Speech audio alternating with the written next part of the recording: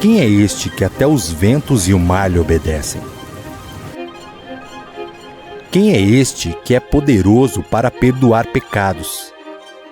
Como pode um homem curar enfermos? Os demônios batem em retirada diante do seu nome, e até mesmo os mortos se levantam em sua presença. Ele nos resgatou do domínio das trevas para o reino da sua maravilhosa luz. Quando estávamos mortos, Ele nos deu vida. Éramos órfãos, mas nele fomos feitos filhos de Deus. Humilhado, mas exaltado. Ferido, mas glorificado. Crucificado, mas ressuscitado. A caminhada de Jesus na terra foi marcada por muitos milagres. Mas não pense que ele terminou. Prepare-se. Iremos viver 40 dias de milagres com Jesus. Uma jornada de 7 semanas para refletir sobre a vida sobrenatural de Jesus. Neste período de Quaresma, vamos estudar os milagres sobrenaturais de Jesus e seu poder para mudar realidades. E venha com sua família participar dessa jornada de fé rumo à Páscoa do nosso Senhor. Creia que os milagres de Jesus também chegarão à sua casa hoje.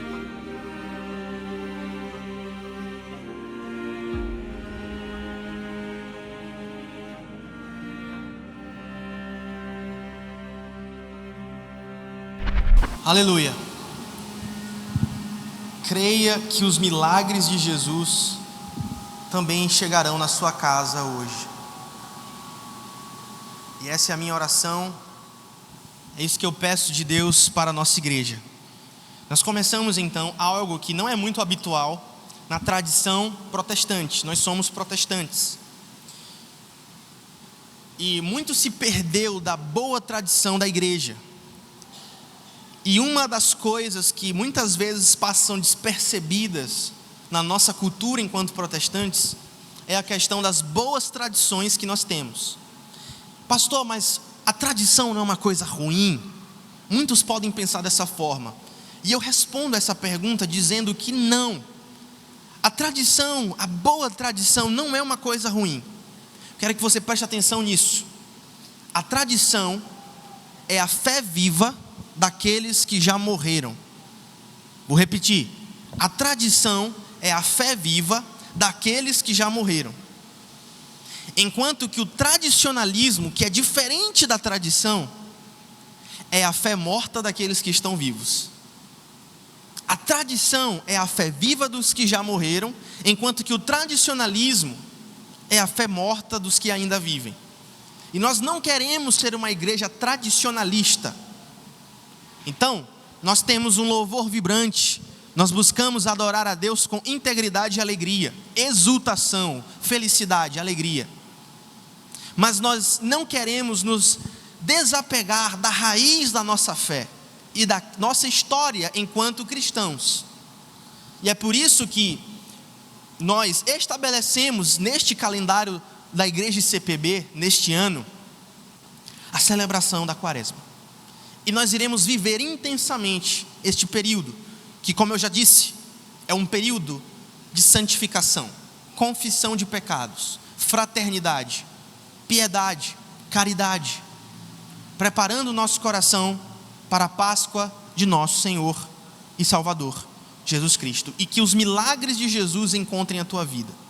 Então, ao longo dessas 7 semanas, ao longo desses próximos 40 dias, nós iremos, a cada domingo, mergulhar nas Escrituras e nos Evangelhos, aprendendo sobre 7 milagres de Jesus. Jesus fez muitos outros, inúmeros outros milagres, mas nós fizemos uma seleção para aprender junto com a igreja e trabalhar nos grupos de comunhão que começam essa semana, os milagres de Jesus, 7 milagres de Jesus. E ao final de cada pregação, nós iremos chamar uma pessoa já pré-escolhida dentre a congregação para dar o seu testemunho de milagres.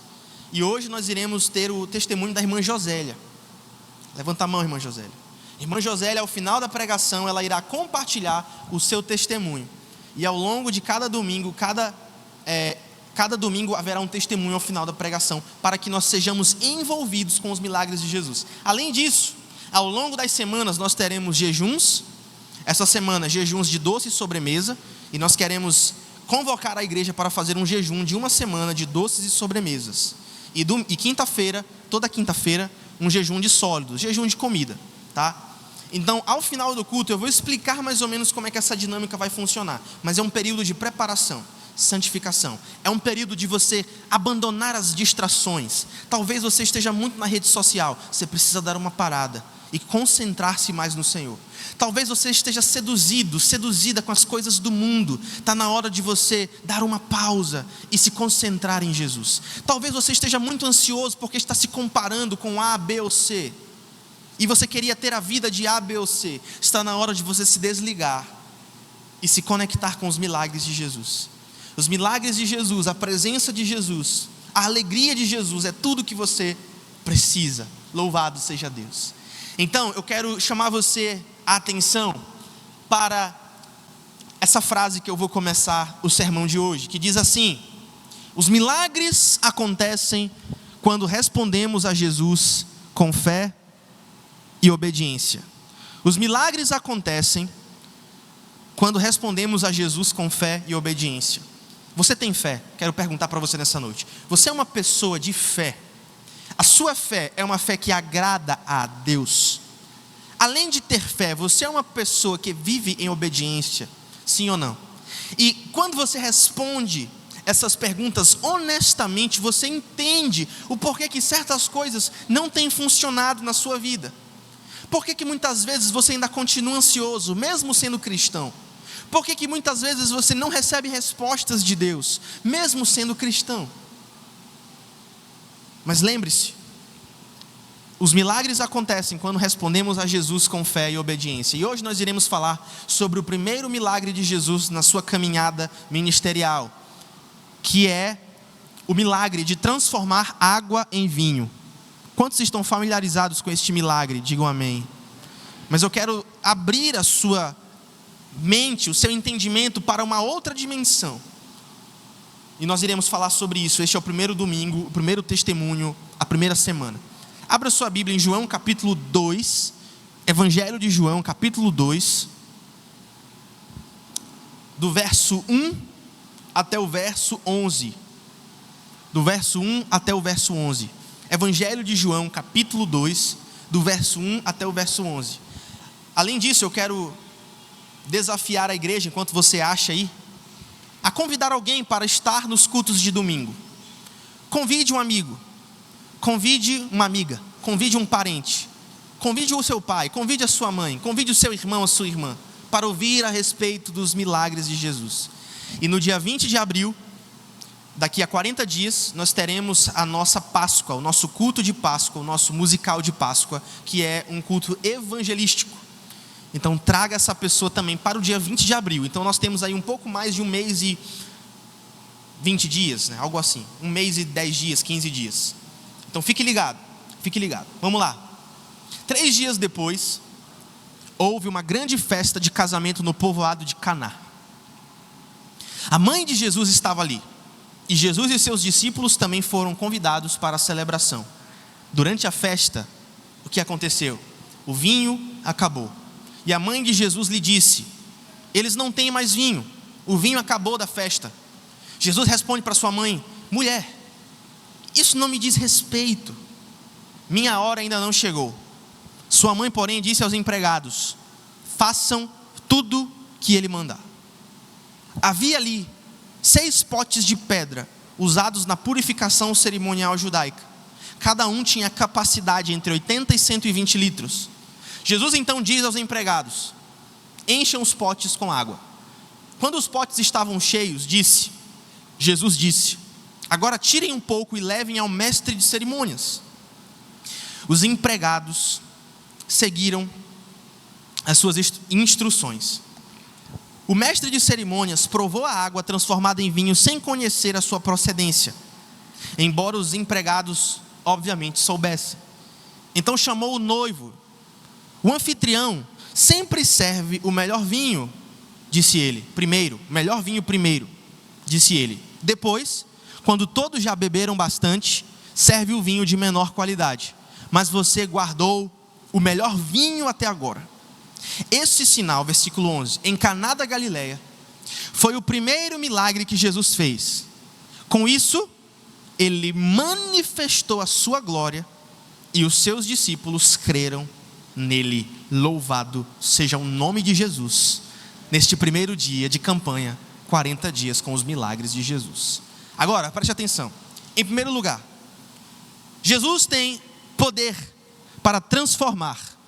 Jesus tem poder para transformar. Este é o primeiro ponto dessa mensagem. Nós iremos falar agora sobre o milagre em si, o poder sobrenatural de Jesus de alterar as coisas, o poder sobrenatural de Jesus de fazer algo daquilo que não existe, de trazer à existência aquilo que não é. Versículo de 1 a 3, diz assim: 3 dias depois houve uma festa de casamento no povoado de Caná da Galileia. A mãe de Jesus estava ali. E Jesus e seus discípulos também foram convidados para a celebração, e durante a festa o vinho acabou. E a mãe de Jesus lhe disse: acabou o vinho.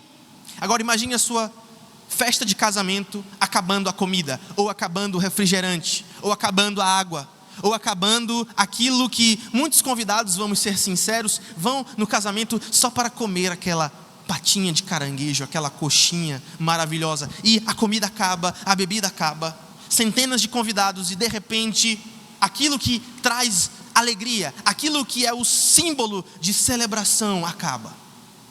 Naquela cultura, isso não era apenas um desgosto. Então, o vinho acabar na sua festa de aniversário não era apenas um desgosto, mas era uma grande vergonha. Em outras palavras, naquela época, oferecer uma festa e não ter o suficiente para os convidados era um grande constrangimento. Mas eu quero te dizer uma coisa nessa noite. Em períodos de grande constrangimento e crise, é justamente nesses momentos que Jesus entra em cena. Em momentos de grande constrangimento e vergonha, é o momento em que Jesus tira a nossa vergonha.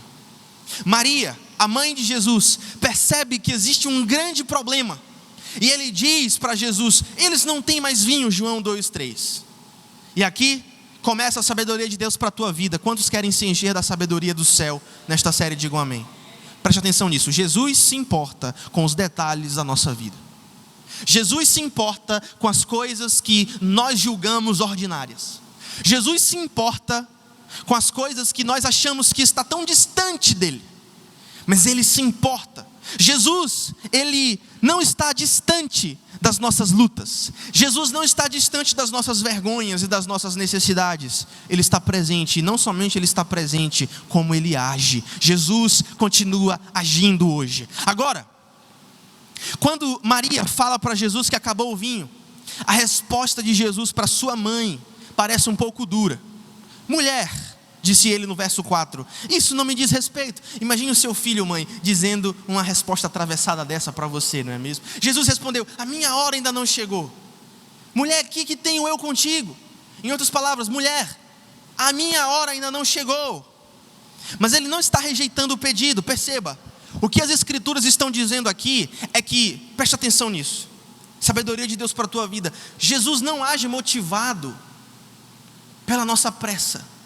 Quantas vezes você já quis que Jesus respondesse na sua hora, no seu momento, e você bate o pé no chão e acredita porque acredita que a sua hora é a melhor hora, e que Jesus necessariamente está atrelado aos teus motivos, e que Ele tem que te responder naquela hora. Mas nós lemos aqui, e esse versículo deixa claro, que Jesus ele não é motivado pela pressa e pela ansiedade das pessoas a quem Ele ama. Você acha que Jesus amava sua mãe, sim ou não?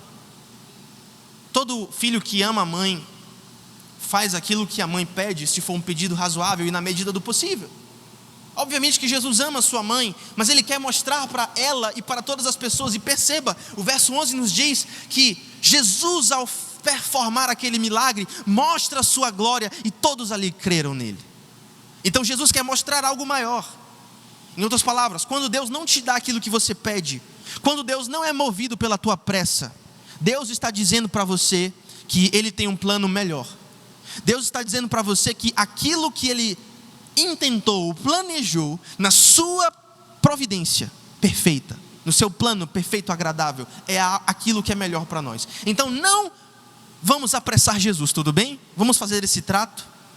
O tempo de Jesus é o melhor para nós. Louvado seja o nome do Senhor. Então ele vai dizer assim: mulher, a minha hora ainda não chegou. As escrituras estão mostrando que Jesus não age motivado pela pressão humana, mas pelo tempo perfeito de Deus. Então Jesus ele vai dar uma ordem simples. Versículo 7. Encham os potes com água. Ali tinham 6 potes de pedra. Esses potes eles eram potes cerimoniais, usados na purificação, e cada pote tinha a capacidade de 80 a 120 litros. Os servos obedecem, enchem os potes até a borda, e Jesus então faz aquilo que ninguém estava esperando. Talvez, eu acho, isso aqui é uma liberdade minha com o texto não diz isso, mas eu acho que quando a mãe de Jesus chega para ele e diz assim: ô Jesus, o vinho acabou. Eu não sei necessariamente se Maria estava esperando que ele já fizesse o milagre, eu não sei. As escrituras dizem que esse foi o primeiro milagre do ministério público de Jesus. Quando Jesus se coloca como um ministro do evangelho, das boas novas do reino de Deus, este é o primeiro milagre. Então eu não sei se Maria estava esperando que ele já fizesse o milagre. Talvez ela estivesse dizendo assim para ele: ô Jesus, por favor, pede para os seus discípulos fazerem alguma coisa. Vão ver se existe alguma distribuidora aí, alguma distribuidora de bebidas, para trazer mais vinho para a festa. Porque o vinho simbolizava a alegria da festa. Isso era algo profundamente cultural deles. E era a vida da festa, porque o vinho na Bíblia também simboliza vida. Então, eu não sei se Maria estava esperando isso, mas eu tenho certeza que aquilo que Jesus fez foi muito além do que aquelas pessoas poderiam imaginar. Então, os servos obedecem, enchem os potes até a borda, e o que acontece? Jesus transforma a água em vinho. E não apenas vinho, mas o melhor vinho. Tanto foi o melhor vinho que o mestre Sala ficou maravilhado. E ele diz: o anfitrião sempre serve o melhor vinho primeiro, disse ele. Depois, quando todos já beberam bastante, serve o vinho de menor qualidade. Mas você guardou o vinho até agora. Sabe o que isso quer dizer, igreja? Nesse primeiro dia dos 40 dias dos milagres de Jesus, sabedoria de Deus para a tua vida, Jesus transforma o comum no extraordinário. Louvado seja o seu santo nome. Jesus transforma coisas comuns e ordinárias em coisas extraordinárias pelo seu poder. Uma das coisas em que eu provo isso é no meu casamento. Glórias a Deus se você tem um bom casamento. Agorinha eu fui almoçar com a mamãe, aí eu saí lá e tinha um casal brigando na frente da casa dela. E vocês sabem como é que casal briga aqui em São Luís, né? É só de desgraça para baixo. É verdade. Aí eu falei para a Lorena: amor, tem um casal brigando ali. Aí eu brinco, né, que depois que o papai morreu, tudo degringolou de novo ali naquela rua. Papai é que segurava as coisas e fazia a coisa ficava um pouco melhor ali, né? Depois que ele morreu, tudo acabou de novo. E eu falei para a Lorena: Lorena, tem um casal brigando ali. E ela falou assim: porque isso é uma coisa tão estranha para o nosso vocabulário, porque nós experimentamos o extraordinário de Deus na vida ordinária que a gente leva.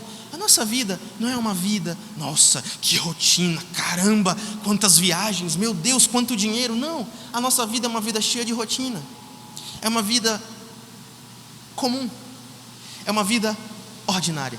Mas porque Jesus está na nossa vida, e porque Jesus nos transformou, e porque Ele está presente no nosso casamento, assim como estava no casamento de Caná, a nossa vida é extraordinariamente ordinária. Louvado seja o nome do Senhor. Jesus adoça a nossa vida. Jesus transforma o comum no extraordinário. Ele transforma o ordinário no extraordinário. E todos nós podemos experimentar isso na nossa vida. O problema do vazio do ser humano é que ele quer preencher com várias outras coisas aquilo que só Jesus pode dar para ele. E esse é o maior dos milagres. Jesus sempre transforma o comum no extraordinário. A água. Existe alguma coisa mais comum do que a água, sim ou não? A água é a coisa mais básica que existe. Se você estiver enrascado, perdido numa ilha deserta, mas se você tiver uma fonte de água suja, você consegue sobreviver, porque esse é o elemento mais básico da vida de cada ser humano, é a coisa mais básica e fácil de encontrar. E você pode ficar sem comer, e você pode ficar sem comer doce, e você pode ficar sem rede social, mas você não pode ficar sem água, porque é a coisa mais comum que existe. Mas Jesus, presente naquela festa, transformou a coisa mais comum que existia no melhor vinho para a glória de Deus Pai. Em outras palavras, as mãos de Jesus transformam aquilo que parece insignificante em algo incrível. Ele pega a nossa escassez e transforma em abundância. Ele pega a nossa tristeza e transforma em alegria. Jesus pega o nosso fracasso e transforma em vitória. Jesus pega uma cerimônia que estava fadada à vergonha, porque acabou o vinho, acabou a alegria, acabou a festa, acabou aquilo que movia aquela cerimônia, e Ele transforma no melhor para o final. E é isso que nós precisamos aprender e entender hoje. Quantos de vocês precisam aprender a viver extraordinariamente o comum? Eu estou lendo um livro chamado Celebração da Disciplina. Eu esqueci o nome do autor, mas é um livro excepcional. É minha dica para você na primeira mensagem da campanha. Celebração da Disciplina. É um livro de 150 páginas, você lê numa sentada. Ah, pastor, mas eu não leio. Por que não? Né? Vamos ler, né, galera? Pelo amor de Deus. Então, nesse livro diz assim: compre as coisas pela utilidade delas e não pelo status. Ande a pé, ande de bike. Se bem que aqui você vai ser roubado, né, se você andar de bike. Mas o que ele está querendo dizer no livro é: busque um estilo de vida mais simples. Por quê? Porque Jesus é que deve adocicar a tua vida. Viva o ordinário com Jesus e transforme esse ordinário em extraordinário. Viva com a sua mulher que Deus te deu. E aqui eu já estou indo para uma orientação mais de Eclesiastes, que ele fala justamente isso. Se você viver de uma perspectiva natural, sem Jesus, sem o Espírito Santo, sem o poder de Deus, a sua vida vai ser uma mesmice e a mesma coisa debaixo do sol. Mas nós estamos vivendo acima do sol.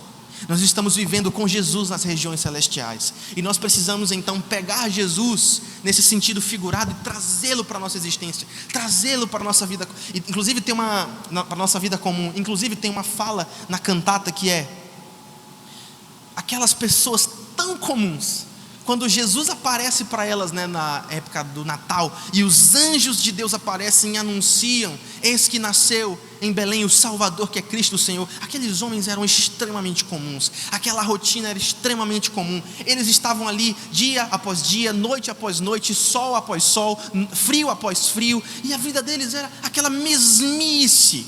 Só que Jesus apareceu para eles, entrou na realidade deles, e eles saíram dali jubilando e cantando louvores a Deus. Por quê? Porque Jesus transforma coisas ordinárias em extraordinárias. Louvado seja o nome do Senhor. Pare de buscar. Pare de buscar. Jesus quer fazer esse milagre na tua vida. Jesus quer te dar vinho. Jesus quer te dar alegria. Jesus quer transformar a água naquilo que é melhor. Jesus quer transformar aquilo que talvez seja ali meia boca, né? Aquele banho-maria, aquela rotina, muitas vezes que para você parece insuportável, e Ele quer te dar um frescor de novidade através da sua presença. Aleluia. Enquanto o mundo nos oferece vinhos inferiores, você acha mesmo que relacionamentos avulsos, sexo casual, é melhor do que uma aliança de casamento abençoada por Deus? Você acha mesmo isso? Você acha mesmo que enriquecer à custa dos mais pobres e necessitados, roubando as pessoas que não têm quem defenda elas, ou então enriquecer ilicitamente, é melhor do que colher o fruto do trabalho abençoado por Deus, em que você pode nem tanto fazer tanto dinheiro, mas você vai dormir com a cabeça tranquila e a consciência limpa, porque Jesus está abençoando aquilo ali e a presença dele está ali? Você acha que se envolver com lascívia e outras sujeiras do mundo, com esses vinhos inferiores que o mundo te oferece, esses prazeres passageiros, soluções temporárias, é melhor do que o melhor que Jesus pode nos dar no tempo certo? Jesus não apenas resolve o problema, mas Jesus resolve o problema de uma maneira que glorifica a Deus e fortalece a nossa fé. Então, rejeite os vinhos inferiores, rejeite as alternativas inferiores do mundo e receba o vinho novo de Deus. Receba o vinho novo de Deus. Portanto, meus amados, esse milagre nos ensina o quê? Jesus tem poder, para quê? Para transformar qualquer situação. Diga para a pessoa que está do seu lado: qualquer situação. Pode enumerar aí. Eu vou te dar um tempo para você pensar. Qual é a situação que você está enfrentando hoje? É escassez? É isso? É uma crise? É uma vergonha? É uma traição? É uma punhalada nas costas? É uma escassez material. É uma doença emocional. É uma crise na alma. Seja lá o que for, Ele pode pegar a água da sua vida e transformá-la no melhor vinho. Quantos creem, digam amém. Jesus pode trazer, sabe o que? Alegria onde há tristeza. Jesus pode trazer abundância onde há escassez. E Ele pode trazer honra onde há vergonha. Pastor, eu já me degradei o máximo que eu poderia me degradar. Pastor, eu já fui no fundo do poço. E eu digo para você, olha, Jesus pode te libertar. Jesus pode te dar o vinho novo. Jesus pode te dar alegria. Jesus pode transformar o ordinário em extraordinário. E aí você diz assim: pastor, mas você não sabe por onde eu andei. E eu digo para você: não, meu amigo, você aqui não faz a mínima ideia de quão poderoso o sangue de Jesus é. Você não faz a mínima ideia de quão poderoso o sangue de Jesus é para nos purificar de toda injustiça. Creia nisso, se apegue nisso em nome de Jesus.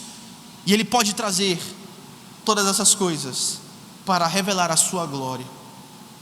João 2,11 diz assim: esse sinal em Caná da Galileia foi o primeiro milagre que Jesus fez. Com isso, Ele o quê? Manifestou o quê, irmãos? A sua glória. A sua glória. E os seus discípulos creram nele. Sabe o que isso significa? Quando Jesus age, preste atenção nisso aqui. Isso aqui é sabedoria de Deus para a tua vida. Quando Jesus age, Ele não somente resolve o problema, mas Ele revela quem Ele é. E às vezes, preste atenção nisso, Ele revela quem Ele é antes de resolver o problema. Na maioria das vezes Jesus faz isso. Eu até diria dessa forma que é o exemplo de Jó. Vocês conhecem a história de Jó? Jó passa infindáveis capítulos do seu livro questionando Deus. Deus, por que isso? Deus, por que o Senhor não me matou quando eu nasci? Deus, por que o Senhor não secou os seios da minha mãe para que eu morresse de fome? Deus, amaldiçoado seja o dia em que o Senhor me trouxe a esta existência. Deus, a escuridão é um amigo melhor do que tu. Aí eu pergunto para vocês: Deus respondeu alguma das perguntas de Jó? Sim ou não? Não, meus irmãos. Pelo contrário, Deus não respondeu nenhuma das perguntas que Jó fez. Pelo contrário, Deus fez perguntas para Jó. Deus encheu Jó de pergunta de volta. Agora, nós aqui queremos as respostas de Deus, mas muitas vezes as respostas que Deus nos dá não é aquelas que a gente quer ouvir. E o que Deus fala para Jó? Jó, eu vou te revelar quem eu sou, porque é isso que você precisa. Você não precisa, em primeiro lugar, de uma mulher. Na verdade, ele já tinha a mulher dele, só que ela falava como uma louca. Inclusive, vai uma dica aí para os maridos, né? Quando você quiser brigar com sua esposa, você diz assim: amor, você fala como uma louca. Você não chama ela de louca, você fala como uma. Isso aqui é uma dica que eu aprendi com Jó. Agora, preste atenção nisso. Nós precisamos entender que na maioria das vezes, Jesus, antes de resolver o problema, Ele revela quem Ele é. E Ele vai dizendo para Jó: Jó, onde estavas tu quando eu lançava os fundamentos da terra? Fala aí, tu não é o bonzão? Jó, onde estavas tu quando eu lançava as estrelas e os fundamentos dos céus? Fala aí, tu não é o bonzão? E Deus, através de 4 capítulos, vai desmontando todos os argumentos de Jó, mostrando quem Ele é. Porque Deus, Ele não somente resolve o problema, no meio do caminho Ele também revela para nós quem Ele é. E muitos de nós não conhecemos Deus antes de passar por uma situação difícil, sim ou não? Mas quando Ele revela para a gente quem Ele é, nós vemos a sua glória como a do Pai. Aleluia. A presença de Jesus é sobre nós termos uma revelação superior a respeito de quem Deus é. E essa é a coisa mais importante para Deus. Deus não quer que você tenha um Mercedes. Deus não quer que você tenha uma casa própria, em primeiro lugar. Ele pode te dar isso se Ele quiser. Diga assim comigo: se Ele quiser. Mas não é a coisa mais importante para Deus te dar bens materiais. A coisa mais importante para Deus é que o seu nome seja escrito no livro da vida. Essa é a coisa mais importante para Ele. E muitas vezes Ele vai usar situações difíceis para que antes dele resolver o problema, Ele nos mostre o seu melhor vinho. E o seu melhor vinho é a sua presença. Então, se você está passando, quero te dar uma palavra pastoral nessa noite, com todo meu amor e carinho. Se você está passando por uma situação difícil, peça para Jesus, antes de resolver o problema, revelar para você quem Ele é. É uma evolução tremenda. É uma evolução tremenda. Você começa a sentir paz no meio do caos, porque é uma paz sobrenatural. E você vai crescer espiritualmente, você vai se tornar uma pessoa mais madura, você vai se tornar uma pessoa menos instável, porque você não vai estar condicionado às coisas que Deus pode te dar, mas você vai estar condicionado a quem Ele é. Meu Deus é suficiente para mim. O meu Deus é tudo para mim. Se nada mais eu tiver, e se eu tiver o Senhor, eu não preciso mais de nada. Essa é a nossa mentalidade que nós devemos desenvolver. E essa é a palavra que eu queria te dar nesse primeiro ponto. Ele revela quem Ele é. Quem Ele é, meus irmãos? Ele é o Filho de Deus. Jesus é o Salvador do mundo. Jesus é aquele que tem poder sobre todas as coisas. Então hoje eu te pergunto, preste atenção: o que precisa ser transformado na sua vida? Hein? O que precisa ser transformado na sua vida? Traga para Jesus, assim como Maria fez. Acabou o vinho, Senhor. Acabou a alegria. Deus, eles estão me perseguindo. Deus, eu não aguento mais. Deus, por quê? Deus, me ajuda. Deus, me traz alegria. Deus, me traz a paz. Deus, me traz a resposta. Deus, tenha misericórdia de mim. Mas saiba que nesse processo é provável que Jesus apresente que Ele guardou o melhor para o final. E acima de tudo, nessa trajetória, enquanto você está sofrendo, Deus vai mostrando a sua glória. Enquanto você vê as coisas desenrolando, e quando você vê a mão de Deus agindo, você também vê a glória dele se manifestando, e a glória dele se mostrando na sua história. Aleluia. Então, nós precisamos entender em primeiro lugar que Ele tem poder. E nunca duvide disso. Nunca descreia. Nunca seja incrédulo. Nunca flerte com ansiedade e incredulidade. Sempre lembre que Jesus tem poder para transformar situações. Mas não somente isso. Jesus também essa passagem também mostra que a ação de Jesus foi uma resposta, em segundo lugar, à fé e obediência. Por isso que eu perguntei no início do sermão: você é uma pessoa que tem fé? A sua fé é uma fé que agrada a Deus e move montanhas? E depois eu perguntei: além de ter fé, você é uma pessoa obediente? Pastor, mas eu acredito. Não perguntei isso, com todo o respeito que eu tenho por você, porque essa não é a coisa mais importante. A Bíblia diz que os demônios creem e tremem. Está melhor que muito crente que não treme diante da palavra de Deus. Mas nós precisamos, além de crer, nós precisamos obedecer. Queridos, eu sempre tenho dito isso, especialmente nos discipulados. E daqui a 2 sábados temos o mega discipulado de homens, e na sexta-feira o mega discipulado de mulheres. Não nessa, na próxima. Então já quero deixar você avisado que a gente vai estudar sobre isso. Ser cristão, adivinha só, é sobre obedecer à palavra de Deus. É por isso que você e todos nós aqui temos muita dificuldade com pessoas que dizem que são, mas não vivem de acordo. Quantos de vocês conhecem alguém que diz que é, mas não vive de acordo? Pode levantar a mão aí. Você conhece alguém que diz assim: eu sou cristão? É moda ser crente hoje? Antigamente isso dava cadeia.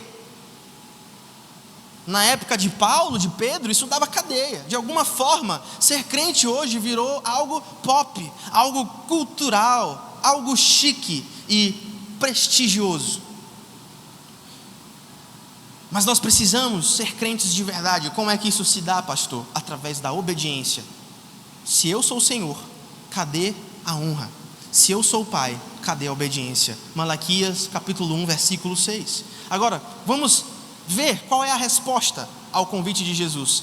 Versículo 5 em diante. A sua mãe, porém, disse aos empregados: façam tudo o que ele mandar. Esse é o trecho-chave. Havia ali 6 potes de pedras usados na purificação cerimonial judaica. Cada um tinha capacidade entre 80 e 120 litros. Jesus disse aos empregados: encham um pote com água. E quando o pote estava cheio, disse: agora tirem um pouco e levem ao mestre de cerimônias. E os empregados seguiram as suas instruções. Percebam que em 2 momentos, nesta unidade literária, nós vemos que o escritor, que foi o apóstolo João, ele enfatiza, tanto no versículo 5,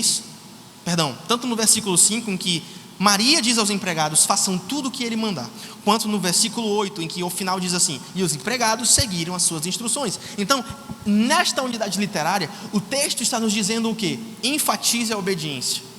Enfatize a obediência. Obedecer é melhor do que sacrifício. Obedecer é melhor do que dom. Obedecer é melhor do que qualquer outra coisa. Se você diz que você é um cristão, eu quero ver os seus frutos de obediência. Os seus frutos de obediência. Obedecer é ser cristão, e ser cristão é obedecer. Amém? Obedeça o que Cristo diz. Se Cristo é Senhor, obedeça ao que Ele diz.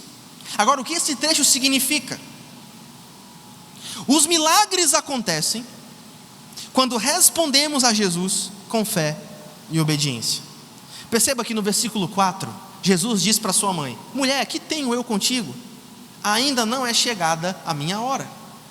E imediatamente após essa resposta de Jesus, Maria fala no versículo 5: façam tudo o que Ele mandar. Em outras palavras, essa deve ser a nossa resposta a Jesus. Tudo que Jesus é, tudo que Jesus se manifesta para nós, a sua bondade, a sua doçura com que Ele trata conosco, a sua misericórdia e a sua paciência. Jesus não nos destrói, mas Ele nos edifica. Jesus não nos coloca no chão, mas Ele nos coloca de pé. Essa resposta àquilo que Jesus é para nós, nós devemos responder com fé e obediência, porque os milagres acontecem quando respondemos a Jesus com fé e obediência. Irmãos, eu pergunto para vocês nessa noite, nessa história que nós estamos lendo, o milagre de Jesus aconteceu por quê? Aconteceu só porque Jesus estava presente?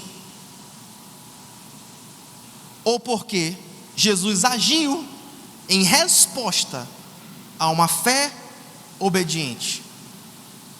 Perceba, no relato do Novo Testamento, em diversos lugares que Jesus estava, mesmo sendo o mesmo Jesus e tendo o mesmo poder, Ele não fez os mesmos milagres. Então não era só uma questão de Jesus estar presente e automaticamente o milagre iria acontecer. Querido, Jesus está presente na tua vida, mas muitas vezes a nossa incredulidade, mesmo Ele estando presente na nossa vida, não vai permitir que vejamos os milagres de Jesus. É isso que Ele está dizendo. Agora perceba, Jesus fez o milagre não somente porque Ele estava na festa, mas porque Ele agiu em resposta à obediência tanto de Maria como dos servos. É claro que tinha uma necessidade, é claro que tinha algo que precisava ser resolvido, e Jesus tinha plena consciência disso, mas essa não era a coisa mais importante. Qual era a coisa mais importante? Obediência e fé. Obediência e fé. Vamos olhar então para a mãe de Jesus, Maria. Ela percebe o problema, o vinho acabou. Quantos problemas você tem percebido nos últimos 5 anos na sua vida particular, familiar e profissional? Inúmeros, sim ou não? Inúmeros. Inúmeros problemas. Todos nós temos problemas. Todos nós temos uma natureza caída com a qual devemos lidar. Então nós precisamos fazer como Maria. Nós precisamos identificar o problema Mas o que Maria fez logo em seguida? Ela não reclamou. Perceba, se eu desse essa resposta para minha mãe, ela ia murmurar. Dá uma vergonha na tua cara, tu responde assim a tua mãe, rapaz. Se eu dissesse assim para ela: mamãe, o que eu tenho a ver com a senhora?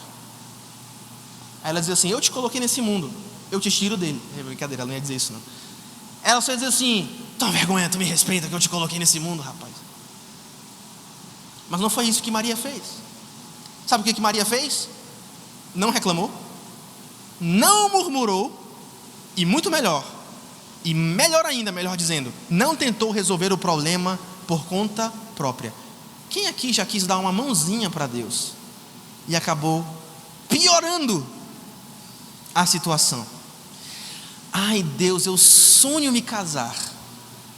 Isso aqui, muitas irmãs pensam assim, né?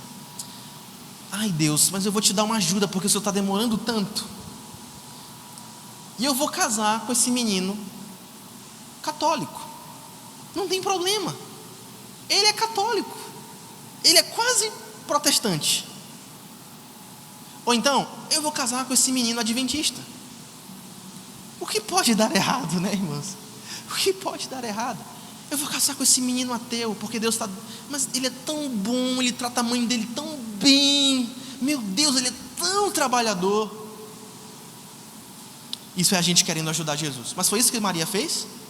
Maria não quis dar um jeitinho. Maria não murmurou, dizendo assim: ah, Deus está demorando, Jesus está demorando. Ela identificou a necessidade. E o que ela fez? Levou diretamente para Jesus, dizendo assim: eles não têm mais vinho. João 2,3. E aqui está a sabedoria de Deus para a tua vida. Mais uma: quando enfrentamos uma crise, a nossa primeira atitude deve ser levar a situação a Jesus em oração. Amém? Existe milagre sem oração, meus irmãos?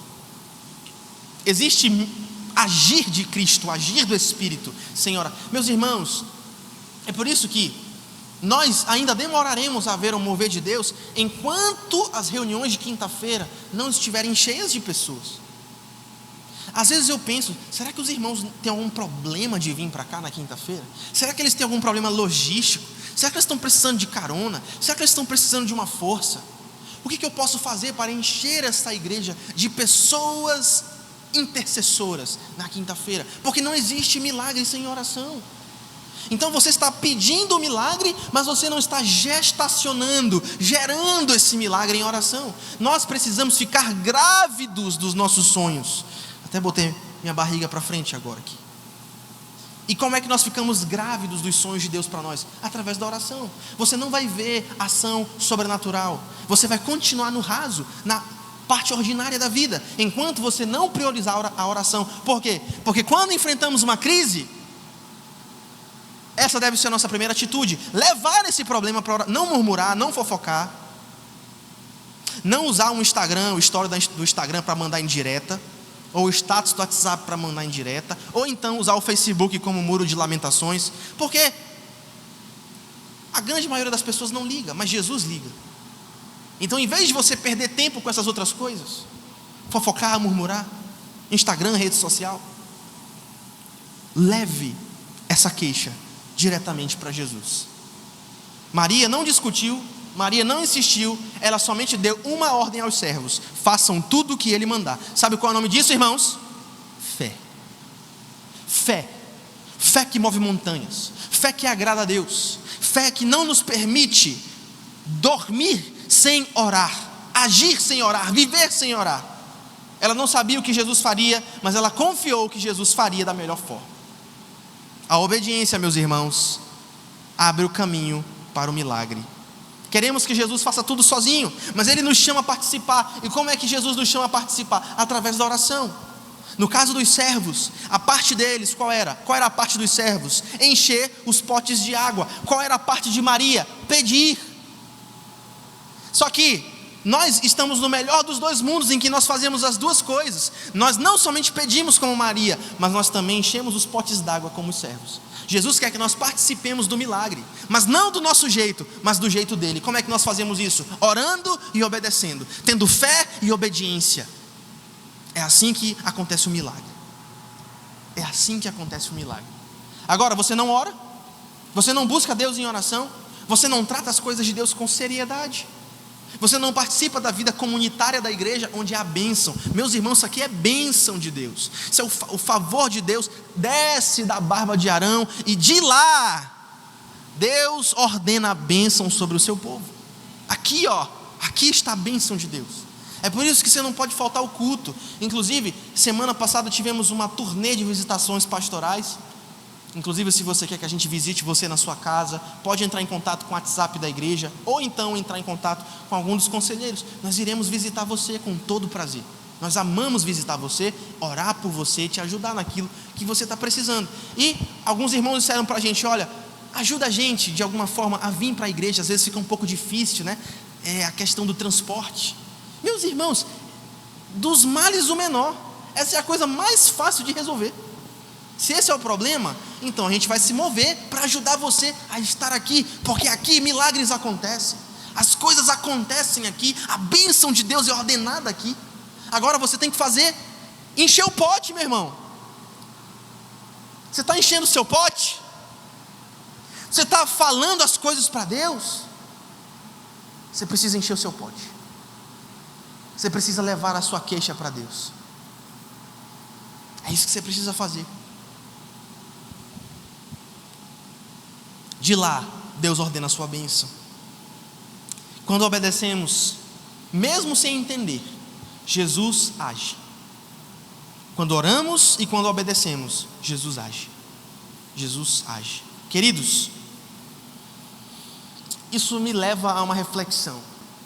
A fé cristã, ela é ativa ou ela é passiva? Se você não buscar, você vai ser enchido de poder? Quando Jesus sobe aos céus e diz assim: olha, vocês vão ser revestidos de poder se me buscarem em Jerusalém durante 50 dias. Ou então, durante 50 dias não. 50 dias foi o tempo que levou até eles serem respondidos. Mas Jesus disse para eles: ficar em Jerusalém até que do alto sejais revestidos de poder. O que eles estavam fazendo em Jerusalém, meus irmãos? Estavam jogando sinuca? Eles estavam tomando cafezinho? Eles estavam jogando conversa fora? Não, meus irmãos, eles estavam orando de verdade. E é isso que nós precisamos fazer. Eu falei na semana passada, faltaram muitas pessoas na semana passada, e já me disseram que eu tenho que pregar a mensagem da semana passada de novo, para quando a igreja estiver mais cheia. Por quê? Porque foi isso que, uma das coisas que eu falei foi que Deus falou isso comigo: você precisa ajeitar sua cabeça e você precisa ajeitar sua vida de oração. Se você não ajeitar sua cabeça, alguns pensamentos ruins, pensamentos de depressão, pensamentos de derrota, pensamentos de impurezas, das mais diversas, e se você não ajeitar sua vida de oração, se você se doar para essa tristeza, para esse derrotismo, de que Deus não está agindo, de que tudo vai dar errado, e se você não ajeitar sua vida de oração, eu não vou liberar as coisas que eu quero liberar para a igreja. Deus falou isso comigo, e é isso que Deus está falando com você nessa noite. Organize a sua mente, organize a sua vida de oração, organize a sua intercessão, organize as suas prioridades. Venha orar, venha pro GC, venha para onde a bênção de Deus é ordenada. Encha os seus potes de água, obedeça e tenha fé. Encha os seus potes de água, obedeça e tenha fé. Leve as suas queixas para Deus. Eu quero estressar essas palavras aqui, porque é disso que depende você graduar, subir para o próximo nível, andar em lugares altos com Deus, viver o poder de Deus, ver os milagres de Jesus. É disso que depende. Quantos entendem, digam amém. É isso, meus irmãos. Quando enfrentamos uma crise, a nossa primeira atitude deve ser levar a situação a Jesus em oração. Não há milagres sem oração. Portanto, eu te desafio nessa noite: ative a sua fé. Fale para a pessoa que está do seu lado: ative a sua fé. Ative. Como é que você faz isso? Leve as suas necessidades a Jesus, como Maria fez. Inclusive, tem até aquela música da outra Maria, né? Como Maria, que estava aos seus pés e dissestes a ela. Inclusive a conjugação desse verbo está errada, mas essa é outra conversa. Vamos lá. Maria buscou os pés de Jesus. Maria buscou a intimidade e a comunhão com Jesus. E essa parte não será tirada dela. É isso que nós precisamos buscar. Façam tudo o que Jesus mandar. Façam tudo o que Jesus mandar. Essa é a chave, meus irmãos, para nós experimentarmos milagres. Quando obedecemos, mesmo sem entender, Jesus age de maneira poderosa. Então hoje, decida confiar e obedecer. Decida confiar e obedecer. Agora, deixa eu te falar uma coisa aqui nessa noite. Quantas vezes, em vez de você encher o pote, em vez de você obedecer a Deus, em vez de você buscar a Deus em oração, você insistiu em buscar soluções temporárias com um vinho inferior? Quantos de vocês já buscaram a resposta inferior?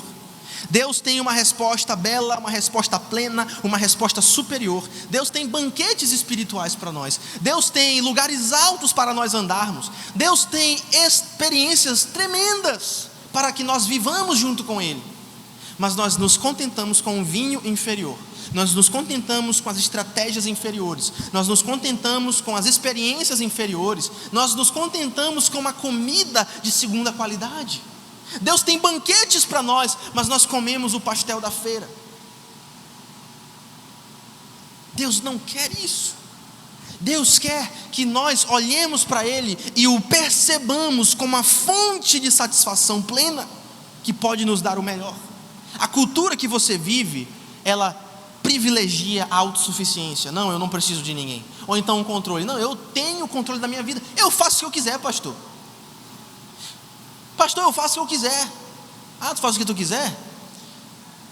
Fica uma semana sem pecar, contando, a partir de agora. Uma semana sem ter um pensamento impuro, sem pensar uma besteira, sem olhar uma besteira, sem falar uma besteira. Uma semana. Mas tu não disse que tu faz o que tu quiser? Então fica uma semana sem pecar. Ah, pastor, mas aí é diferente. Ah, é diferente. Sempre é diferente. Sempre a gente dá uma desculpa. Sempre a gente valoriza a autossuficiência, tirando o controle da mão de Deus. E quando alguma coisa dá errada, a gente culpa Jesus. Jesus não transformou água em vinho. Claro, você não encheu o pote. Claro, você não deu para ele a sua necessidade. Claro, você não se moveu do seu lugar comum. Você não fez nada.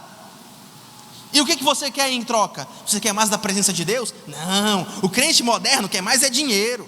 O crente moderno quer mais trabalho. O crente moderno quer se distrair.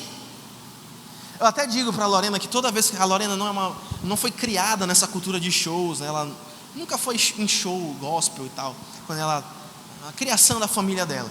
Eu já fui o contrário. Todo show eu estava. Show gospel, né? Toda uma batucada de panela gospel, o Rick estava. E hoje em dia eu digo para a Lorena, não tem um dia que eu não me arrependo de ir para um show. Toda vez quando termina o show, eu já desisti da vida. Eu estou completamente triste pela essa escolha que eu fiz. Ano passado eu fui num show, comi uma comida de rua lá, vomitei toda a comida. Foi assim uma tragédia. E é isso que o crente moderno quer. Aqueles crentes ali, pergunta se vai para a vigília, pergunta se vem para a intercessão. Não, mas quando é o Fernandinho, está todo mundo querendo pular. Sim ou não, irmãos? É mentira o que eu estou falando aqui? É mentira o que eu estou falando? Claro que não é. O crente quer mais dinheiro, quer mais distração, quer o prefeito dando show de graça. Mas no fundo, o show vai resolver a vida do indivíduo, meus irmãos, sim ou não? O show vai trazer milagre para ele. O dinheiro público que está sendo jogado ali, isso vai trazer milagre para alguém. Sabe o que traz milagre para você? Vera intercessão. Propósito de jejum, quando ninguém está vendo e tu está passando fome. Aí tu lembra no meio do dia de trabalho: meu Deus, que fome! Ah, eu estou jejuando para eu ver o milagre de Deus. Ah, eu estou jejuando para ver o poder de Deus. Ah, eu estou jejuando para Deus romper aquela área da minha vida. É isso. E aí você lembra no propósito de jejum: meu Deus, que fome lascada. E Satanás vai te tentar nessa campanha, e você vai ter que fazer o jejum, porque não é opcional. É opcional para quem não quer milagres. Agora, você quer viver uma vida sem milagres, sim ou não? Sim ou não? Então você tem que fazer por onde? Você tem que encher os potes, você tem que buscar a Deus em oração, você tem que, como Deus me falou essas semanas, você tem que organizar sua cabeça, sua mente, você tem que organizar as suas prioridades, você tem que organizar a sua vida de oração. O pastor tem que orar, o crente tem que orar, sim ou não? Claro que sim, meus irmãos. Vamos nos arrepender dos caminhos errados, vamos nos voltar a Deus. Essa campanha é a desculpa que Deus estava precisando para fazer uma obra na tua vida. Você vai se concentrar nisso. É a quaresma do Senhor, são os 40 dias de preparação, e você vai buscar a Deus em oração. Não, meus irmãos, para lá com as distrações do mundo, autossuficiência, controle, mas no fundo nós sabemos que isso não resolve. O coração do homem sem Jesus, o coração do homem sem Cristo, o coração do homem sem o Espírito Santo vai dizer assim: faça você mesmo, você consegue sozinho. Mas essa lógica nunca traz verdadeira alegria. Você tem que encher os seus potes. Você nunca vai viver esse milagre da água sendo transformada em vinho, do ordinário sendo transformado no extraordinário, se você não buscar a Deus em obediência, fé e oração. Agora, sabe o que Jesus está dizendo nessa noite para você? Traga os seus potes vazios. Quem tem potes vazios aqui, diga aleluia. E você vai trazer para Jesus hoje. Ele está dizendo assim: traz para mim. O jugo do pecado é um jugo muito pesado. Eu tenho um fardo leve, eu tenho um jugo suave. E nós trocamos pelo fardo de Cristo, que é um fardo suave, é um jugo leve. E Ele nos ajuda a carregar. Louvado seja o nome do Senhor. E qual é o resultado disso? Quando nós trazemos os potes para Jesus, qual é o resultado disso? 3 coisas. 3 coisas: alegria, abundância e glória para Deus. Perceba, esse milagre de Caná da Galileia nos mostra 3 coisas. Em primeiro lugar, a presença de Jesus traz alegria. Eu sei que tem pessoas aqui nessa noite que estão precisando de alegria. Eu sei que tem pessoas aqui nessa noite que estão precisando de um renovo espiritual, de paz. Eu sei que tem pessoas nessa noite que estão precisando de cura para a ansiedade, estão muito ansiosas, não conseguem viver a vida sem se preocupar e se afundar em um mar de preocupações e ansiedades. E você precisa de uma visitação sobrenatural, e você precisa de alegria, e Jesus pode te dar essa alegria. Esse milagre de Jesus em Caná da Galileia nos mostra isso. Jesus traz alegria. Sabe o que quer dizer o vinho na Bíblia? O vinho na Bíblia simboliza alegria. O vinho na Bíblia significa celebração. O vinho na Bíblia significa salvação. No Antigo Testamento, o vinho nas festas o vinho na festa era associado à bênção de Deus. Salmo 104:15. E no Novo Testamento, esse vinho, ele absorve ainda um significado superior. Perceba o que eu estou dizendo, perceba aqui. No Antigo Testamento, o vinho era associado à alegria, trazia alegria para a festa. No Antigo Testamento. No Novo Testamento, na Nova Aliança, o vinho incorpora um significado ainda mais superior, que é o quê? No Novo Testamento, o vinho aponta não somente para a alegria de Deus em uma festa, em uma família, mas aponta também para o sangue de Jesus. O sangue de Jesus, que foi derramado por nós em nosso lugar. Quantos aqui são felizes porque foram salvos em Jesus? Digam amém. Quando você era do mundo, quando você ia para a festa, quando você ficava bêbado, nem você gostava de você, que dirá os outros? Você não tinha paz, você não tinha alegria. Pastor, eu tinha. Mentira, você não tinha. É impossível aquilo ali ser alguma coisa, alguma experiência que dignifica uma pessoa, que traz alegria para uma pessoa. Não existe isso, é só degradação. Agora, você é convidado a experimentar um outro tipo de bebida, que é a presença do Espírito Santo em sua vida. E essa presença traz uma paz e uma alegria sobrenaturais. O mestre Sala provou o vinho e exclamou: o anfitrião serve o melhor vinho primeiro, depois, quando todos já beberam bastante, serve o vinho de menor qualidade, mas você guardou o melhor vinho até agora. Essa declaração nos diz o seguinte: na cruz do Calvário, Jesus derramou o seu sangue. O seu sangue significa o vinho da nova aliança, o sangue da nova aliança. Lembra que eu disse que no Novo Testamento o vinho simboliza o sangue? E Jesus fala isso claramente na ceia do Senhor. Então o que isso quer dizer? Na cruz do Calvário, Jesus nos dá o seu sangue, Ele derrama o seu sangue em nosso favor, e isso nos dá a vida abundante. Através do sangue de Cristo, nós não precisamos derramar sangue. Através do sangue de Cristo e da morte de Cristo, nós não precisamos derramar sangue, e nós temos vida, e não somente vida, mas nós temos vida abundante. João 10:10. E essa é a alegria que permanece mesmo no meio das tribulações. João 16:22. Então nós precisamos entender a presença de Jesus lá em Caná da Galileia e aqui na nossa vida hoje, através do seu sangue, através do seu vinho que Ele nos dá, a nova bebida da nova aliança, a nova bebida da paz, a nova bebida da alegria, a nova alegria da felicidade verdadeira. Nós temos então o que? Vida abundante. Jesus traz a vida abundante, Jesus traz a alegria abundante através do que Ele fez. Em segundo lugar, a presença de Jesus não somente traz alegria, mas também traz abundância. Abundância. Queridos, havia 6 potes de pedra, cada um tinha a capacidade de 80 a 120 litros. Em outras palavras, Jesus não somente resolveu o problema da festa, mas Ele encheu todos os potes de 80 a 120 litros até a borda.